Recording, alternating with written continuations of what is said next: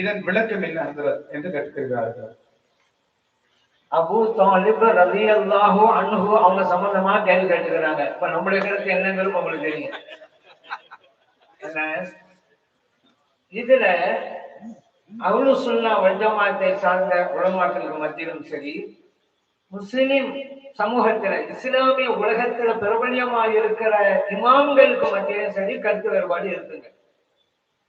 சில பேர் சொல்றாங்க ஈமான் கொண்டுதான் பார்த்தாங்க, இன்னும் சில பேர் ஈமான் கொள்ளாத நேரம் போனாங்க. இரு வகையான கருத்துக்கள் இருந்துகிட்டு. ஆனா நம்முடைய கொள்கை ஈமான் கொண்ட நிலையில தான். இது ஒவ்வொரு துறையினரும் ஆதாரம் வைக்கிறாங்க. இப்ப அபூ தாலிப் ரலியல்லாஹு அன்ஹு அவங்க இஸ்லாத்தை ஏற்றுக்கொள்ளல, ஈமான் கொள்ளல. அதுக்கு என்ன ஆதாரம்? புகாரில் இருக்கக்கூடிய ஹதீஸை கொண்டு வர்றாங்க. ஏன்னு கேட்டா, மிக மிக குறைந்த வேதனை அபூ தாலிப் ரலியல்லாஹு அன்ஹுக்கு கொடுக்கப்படும். புகாரில் இருக்கு, நற்பாலான காலனி அணிவிக்கப்படும் இருக்குது. பாத்தீங்களா, இஸ்லாம் ஏற்றிருந்தா இது இருக்குமா? அப்புறம் கொண்டு வர்றாங்க.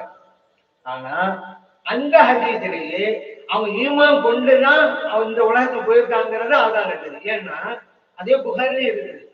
சஹாபாக்கள் கேட்கிறாங்க, யார சொல்லலாம், நீங்கள் இஸ்லாத்தை மக்கள் மத்தியில் கொண்டு போய் சேர்க்கிறதுக்கு எல்லா வகையிலும் உதவியா இருந்தவங்க அபூ தாலிப் ரலியல்லாஹு அன்ஹு, அவங்களுடைய நிலை என்ன அப்படின்னு கேட்கிறாங்க.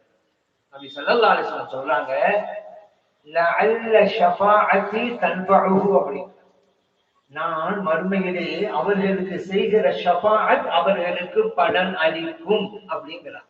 இது எங்க இருக்கு? புகாரில் இருக்குது. யாருக்கு இந்த ஷஃபாஅத் மறுமையில? முஃமின்களுக்கு தானே. காஃபிர்களுக்கு ஷஃபாஅத் பலன் அளிக்குமா? இந்த ஹதீஸே போதும். இப்ப நீங்க கேட்கலாம், அப்பயும் வேதனை இருக்கு அப்படிங்கிற ஒரு ஹதீஸ் இருக்குது, அதுக்கு என்ன விளக்கம் நீங்க கேட்கலாம். ஒவ்வொன்றும் இறைவன் இந்த உலகத்துல வகுத்து வச்சிருக்கிறாங்க. அந்த சட்ட திட்டத்தின்படி ஒவ்வொன்றையும் நிகழ்த்துவான் இறைவன்.